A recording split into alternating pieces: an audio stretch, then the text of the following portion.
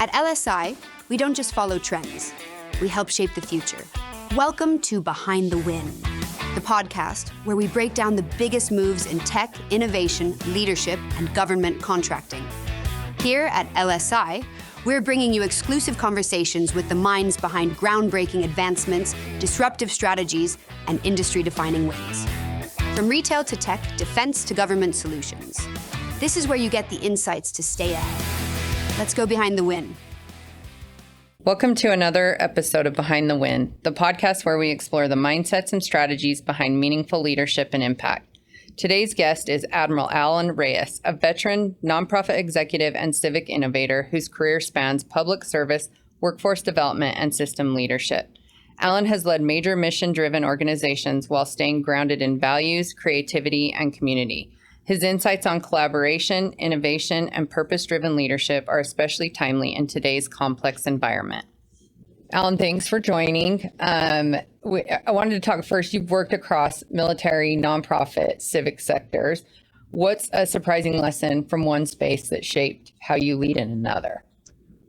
Yeah, well, first I'd say there's a great article that kind of was one of the foundations for me as I started moving around different sectors, about a dozen years old, out of Harvard Business Review, called Triple Strength Leadership. And it really talked about the movement of leadership and leaders and managers through the different sectors, public, private, nonprofit, et cetera.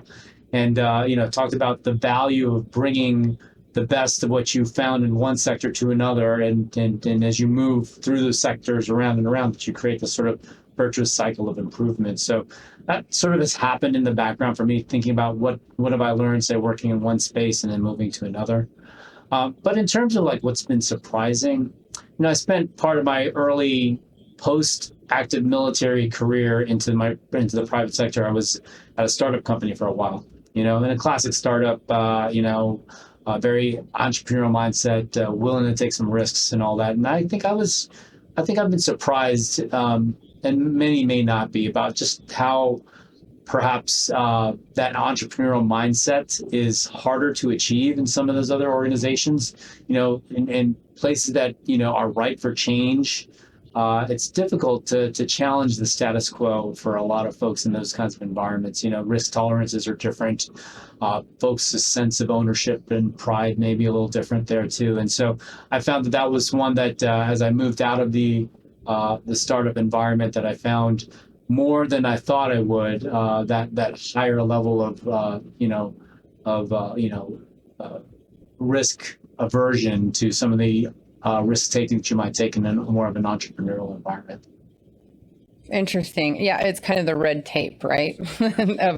When you say like, what's their risk appetite framework? What are they, a lot different, I would say, coming from a big company down to a smaller one. I've seen in a great way too. I think the red tape is right. And I think there's also, different types of talent and risk profiles will gravitate to different sectors, and, if you think about it in the public sector and the government sector, for instance, at least, over time and, the last generation or so, the last couple of generations for sure, there's been this idea that, hey, you can get to a place and not rock the boat and you're going to do just fine for many, many years. And I think that's been difficult to overcome. I think generationally it's a little bit different now. So yes, I think red tape, Absolutely. But I also think there's just this kind of profile of certain types of folks that enter into different sectors. But, that ability to take those risks are important across all the different sectors.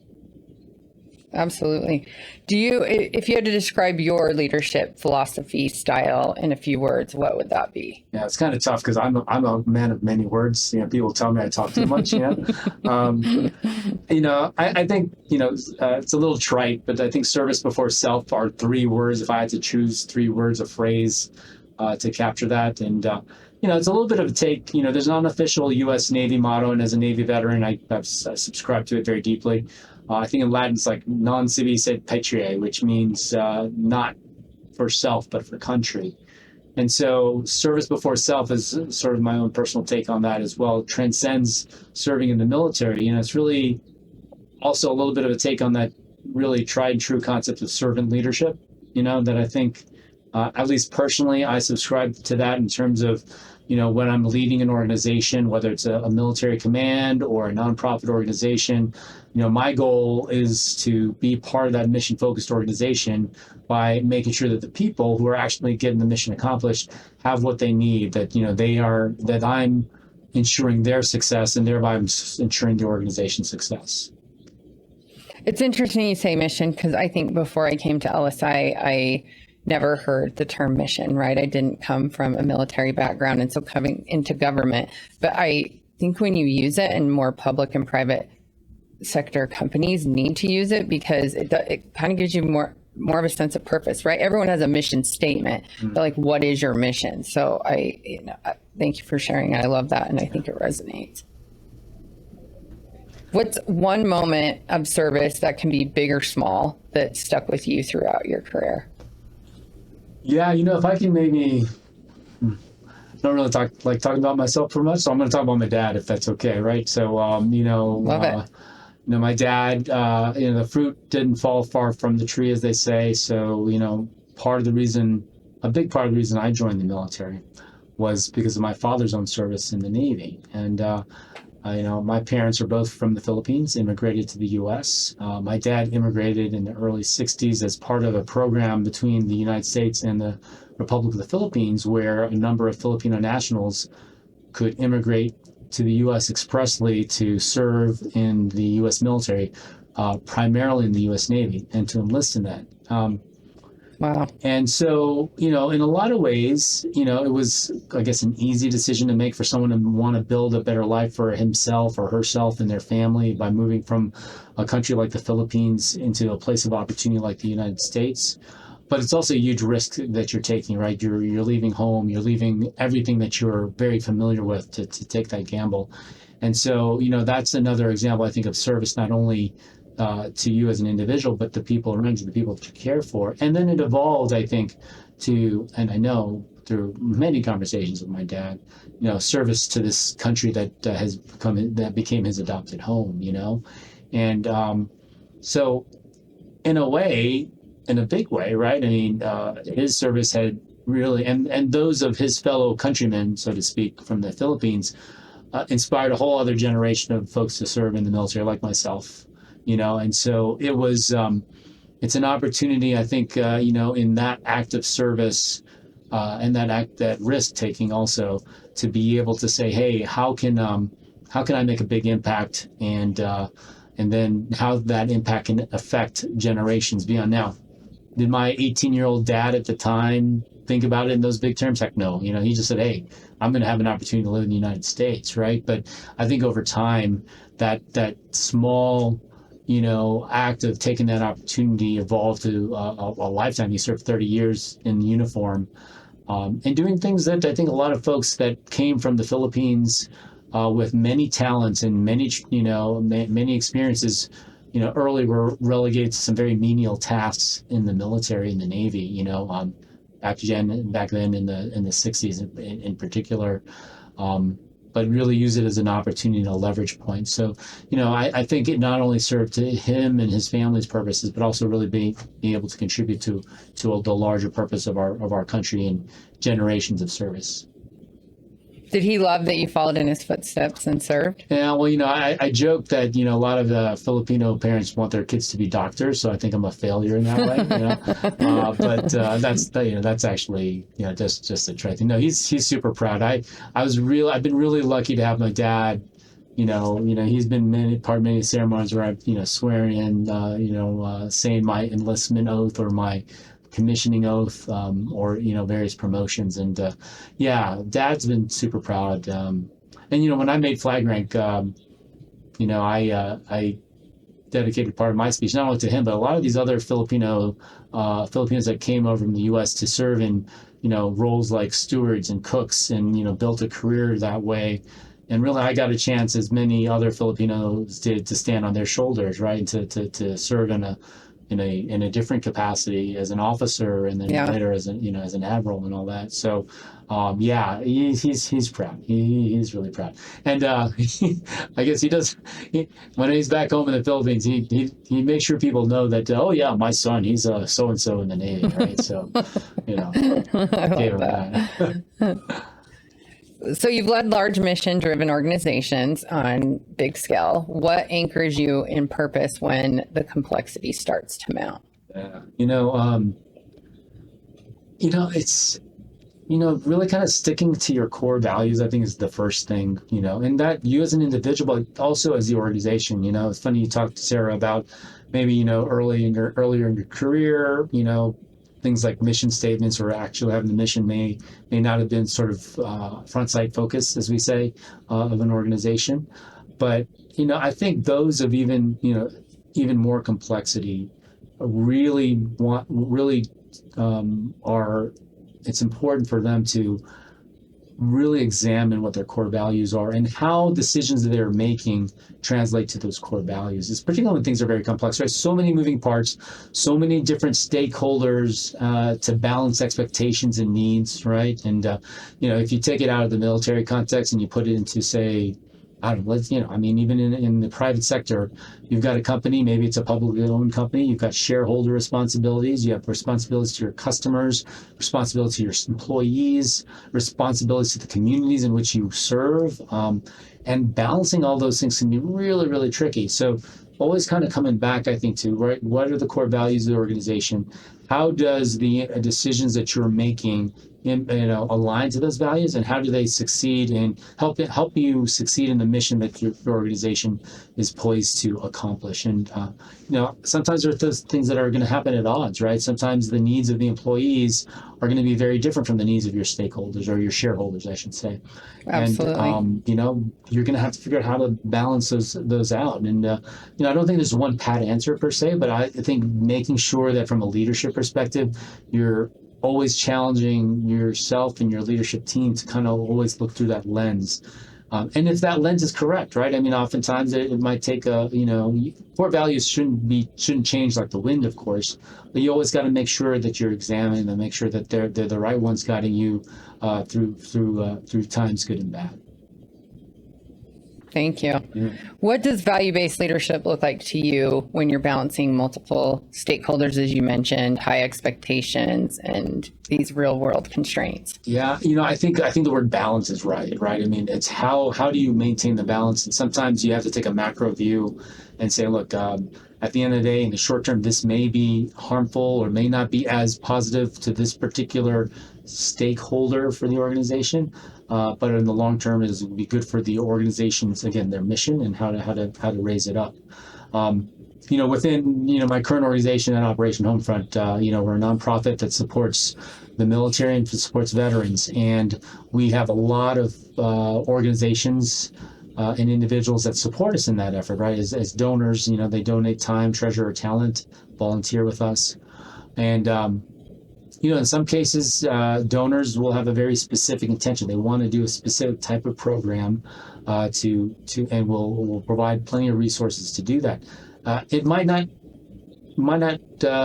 align to what we define as our mission, our scope, and I think organizations that are faced with that decision really have to ask themselves, are we just going to be everything to all comers, or are we going to stick true to our core competencies, or what our mission set really means? And I think when you're looking at a values-based framework, that's going to come into play too, right? Are your values being served well by the decisions you're making as these trade-offs, or you're looking at these trade-offs? And for me, in different nonprofits that I've served in, as an example,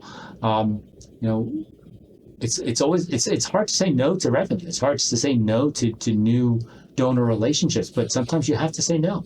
And sometimes you have to say no even to long-term partners who want to evolve and make contributions and make differences that might not align to the way that you are doing things or the way that you need to be doing things.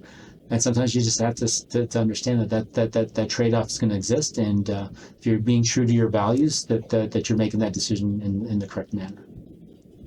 I think that's a great reminder, because when people do think of value-based, right, they immediately think value is, yes, bringing revenue, does have an ROI into the company, as opposed to these are our values and does it align to it? So I love that. I think that's great advice.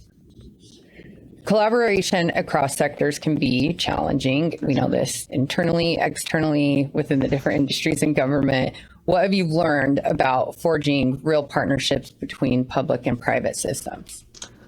Yeah, first, I think that as an individual examining an opportunity to partner across those sectors, you have to think about and recognize there's different value sets in the different organizations, right? And so even though it might not be paramount for someone in the private sector, yes, revenue generation, shareholder value or owner value is an important element of that organization's mission, and you need to be aware of that and embrace that and know that that's part of what's motivating that particular organization. On the other side of the threshold, if you think about organizations in the public sector, they're not necessarily motivated by that. Their stakeholders are typically the community, individuals and constituents within those communities, and making sure that they have access to the services that public organization is chartered to provide, right? And so understanding, number one, that those value sets are different, not good or bad, but just different, right? And understand what motivates each organization to move forward. Secondly, I'd say trust, right? I mean, trust is paramount in any relationship, either single sector or multi-sector. And so, making sure that as you build these collaborative models and these partnerships, that trust is built. And that trust is, you don't just say, hey, trust me, right? I mean, it's through authentic relationships. It's through understanding each other and demonstrating your understanding of each other's needs and each other's motivations, and the ability to serve both of those. And then I think that kind of goes into my last thinking around these collaborations is, true partnerships expand the value horizon for both partners, right? It's not, you don't want that win-lose, zero-sum game kind of relationship that's transactional. It's not strategic, as they say. But more importantly, if you can build a partnership and collaborate in a way that actually grows the pie for everyone and creates more pie, so to speak, as opposed to just divvying it up, just slicing it up, I think it creates that true value horizon, right? That true collaboration can provide. And it's important when you think about it across sectors, because, given the different, not only values, but the different strengths that each organizations within each sector provides, bringing those things together can create some really powerful partnerships, right? The resources and the expertise that, oftentimes you can find in a private sector organization are going to then marry up with the access and the authority and that stability of that public organization, right? And those two things in concert, that collaboration really kind of can foster some really great value creation for both organizations. Where were you 5 years ago for me, Alan? 5 years ago. I was like, great, 22 months, 5. No, because I feel like that is something that's taken me a little bit to learn, right? We partner with a lot of not just federal agencies, but municipalities. And what I had to help my team figure out or to understand is that when we partner with, say like the state of Utah or the state of Washington or whoever we're working with, they care where you say their values based on something else, meaning we would run a program, and you've got to kind of drop that ego, but they want the numbers, right? They want to report back to the federal government that they increase jobs, that they, increase salaries, whatever that workforce development look like. And to me, I said, we just want the contract and the revenue. That's icing on the cake, but let them have the numbers and we get, the revenue. So I think that that's such a good lesson for any of those out there listening, for sure, to this, that you're going to have different priorities, requirements, and your values, and that's okay. That's why you're a good partnership. Absolutely right. Okay, Alan, you've helped guide one of the nation's most prominent veteran service organizations. What are the biggest barriers veterans face when transitioning to civilian careers, and how can we break them down? Yeah, I mean, I will tell you from my experience transitioning myself, but also being in a position to help many military members and military families make that transition. We've seen a lot of different barriers. I think I would highlight a few of them, though. I mean, I think number one is not really understanding the time it takes to prepare for that transition. I think the VA recommends at least 2 years of preparation. Start thinking about how to acclimate yourself to the changes and the decisions you need to make as you make that transition. But, nearly half of the folks that, are making that transition don't even start that transition until well inside 1 year from transition, or from their, as we say, DD 214, right? When they get that piece of paper that says they're on their way out. And I think that's probably the biggest challenge, is not taking the time to really evaluate the need. And part of that's driven by the military themselves, right? They have the transition assistance programs that really don't start until about that first year out. But so I think part of it is really systemic for those individuals. So what can you do when you've got that constraint? Because, the military doesn't have endless resources and large enough teams to allow folks to start making that transition any sooner than that. I think part of it is understanding, also that there is a need for considering the holistic transition and a holistic preparation. Oftentimes people think about that transition, it's about, hey, what's that job I'm going to have the next day once I'm off the payroll with the military, how am I going to keep the lights on? And that's absolutely an important thing to consider. But I do think if you don't take that as a transitioning service member, don't think about the broader implications of your transition, you're setting yourself up for an even more difficult time. Across a couple of dimensions. One, you got to make sure you're not just getting a job, you're really kind of taking the right step for your career moving forward. So many of our service members are making that transition still early in their careers, in their mid-20s, 30s, if you will, and, need to be making the decisions that are going to set them up for a long-term success, not just, what's going to, replace the income that I'm going to miss here. And then also beyond the employment piece of it, again, I mentioned the holistic transition. There are going to be many, many different changes into the way that you live your life as a service member as you make your way into the veteran space. Things about your housing, where you live, the access to health benefits and things like that are just so arcane and so different for someone that's lived their whole adult life in the military. And so Sure. I think that holistic preparation is really important. There's lots of ways to overcome that. The organization that I'm with Operation Homefront and many others are there to help make that transition in a more holistic way. So it's not just about the job; it's about that broader level of transition that you've got to make. And tell us a little bit more about Operation Homefront. What is its mission and purpose? Yeah, so Operation Homefront. Our tagline is that we're here to build strong, stable, and secure military families. And so when you think about the need for a strong military, it starts with a strong service member. And that strong service member, whether operational, deployed, far from home, or even back here in garrison, as they say in the Army, that individual's strength and resilience is very directly tied to the strength and resilience of their family. And so making sure that we build that strong, secure, and stable family is in direct service to making sure we have a strong military for our nation. We do that through a variety of ways. We provide critical financial assistance. So you think about military families going through a financial crisis, and veteran families doing the same, and they may be about to miss a car payment or a mortgage payment, or have an overwhelmingly expensive home repair bill that they didn't expect. And, given where a lot of these folks are in their financial lives, a single disruption like that can create a catastrophic financial situation for them for the long term. So our critical financial assistance helps them through that transitional period. We also have a number of housing programs where we will put a family in a home for 2 to 3 years, rent or mortgage or utility free. And so they're able over the 2 or 3 year time frame to save enough money to purchase their own home.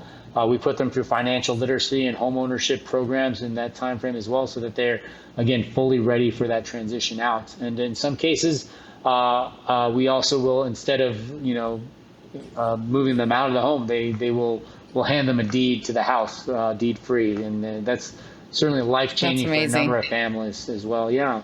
And then we do a lot of other sort of financial helping families in a financial sense, but in a much smaller and broader way. So, here we are in mid-August. The school year is about to start, right? So we help tens of thousands of military families with, helping get their kids back to school with the school supplies and the backpacks that they need. We help families with financial and food insecurity challenges by providing meals or access to funds to help support their meal payments and things like that. That's phenomenal. And I'm jumping a little bit ahead, so I apologize because I know at the end I want to talk to you about this too. But how can someone, like for the supplies, how can a business or people get involved with you guys to help you get those services done? Yeah, I mean, I think really getting in touch with us. Number one, seeing what we do, right? We're on the web at operationhomefront.org, and there are multiple ways to provide support. And oftentimes, and again, as we say in the nonprofit space, it's time, treasure, and talent, right? So, we have a number of corporate entities where their employees will have a day of service, and they'll get together and they'll help us build backpacks for kids for the school year, or help us build holiday meal program kits for family meals. Certainly, we also rely on financial support from corporate and individual entities for helping us execute these programs and sustain the business as well. So a lot of different ways to get involved, going to our website, seeing the different ways to engage, and then just getting in touch with us. I'll drop down in the comments, if you will, an email address or things like that we can get folks in touch with. Awesome. Thank you. Yeah. So the concept of service is evolving. How do we expand the definition and engage more people in more of this meaningful, purpose-driven work? Yeah, I think it is absolutely evolving, this idea about what it means to serve. And I think some of it is generational as well, right? I think about, my kids in their mid-20s, early in their careers, and they and their friends and their colleagues, I think, look at their own individual time and where they invest that time in a different way than I think some older generations have. And a lot of it is about what difference they're making in the world, right? So I think in terms of, defining, number one, how that service definition is evolving, but also two, really making sure that you're connecting with this new generation of the new generations in our society is also very important there. So, a lot of that, much like we do in the private sector, is about raising awareness through the right kind of branding and marketing and telling the authentic story of how the organization is making a difference for people. And how an individual can make a difference in that. So a lot of it is making sure to connect to that individual's motivations for service and seeing how you and your mission set can apply there. I think that would be my answer about sort of service evolving from a nonprofit organization standpoint. From us as individuals, I think it's also just being aware that you can serve in many different ways, right? And so certainly you can make contributions to an organization, but so much of it too is just volunteering our time. How we can provide our unique talents to different organizations and encompass the mission sets that they're trying to accomplish. So, Alan, can you share a time when creativity or coalition building helped solve a complex challenge? Yeah, I'd probably point to what we're doing today with Operation Homefront, trying to bring together multiple organizations to solve this question of, home ownership and stability for families as they make their transition out of the military. And so, we talked a bit about the programs that Operation Homefront provides. This is housing and primarily and helping solve, veteran homelessness, right? So. Being able to create a program that creates where there's multiple sectors working together. You've got a nonprofit like Operation Homefront that brings together, the commitment of the organization to fulfill this mission of making families strong, stable, and secure. You bring the resources that a donor and oftentimes a corporate donor can provide, either through financial assistance or through, creating, or we work with a number of home builders that will just free and clear donate a new home to us to be able to deliver to the families. And then there's 40,000 different military nonprofit organizations out there. And so, it makes no sense for any one individual organization to try to be everything to everyone. So you look for ways to partner with those other organizations. So we'll partner with other organizations that help us access different, tools and lessons and training for those families as they're making their way through our programs. And so bringing all those three sectors together, the private sector, the public sector, the civic sector together, to be able to solve home ownership and just homelessness amongst the veteran population is important. So I think, would I call that, have we spiked the football? Heck no. But we're certainly, an example of the way that in a society like the United States has, which is I can't really think it's really replicated anywhere else in the world, where those sectors can come together to solve a problem collaboratively, this is one of those great examples. That's amazing. So for leaders working inside the civic systems, what mindset shifts or strategies help drive impact without, in your opinion, without getting them, burning out? Yeah.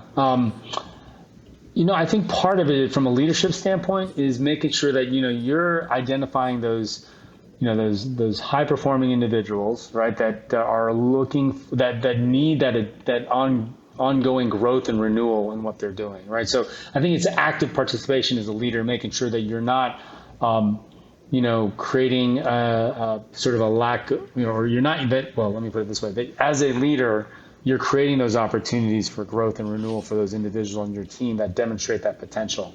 And oftentimes in a civic organization, that might not be the first and foremost thing. Your goal is, to keep the lights on and be as efficient as possible at that. But you're not thinking necessarily about, well, how do we sustain, growth for my team as individuals? And looking for those opportunities are important. Defining the paths for their success personally through being able to make more impact as they grow in their careers, I think is important there. So, really having those explicit conversations with the individuals, and then really looking for creative solutions to create those opportunities for them. And oftentimes it takes that individual out of their comfort zone, right? And then trying to build new skills and gather new experiences.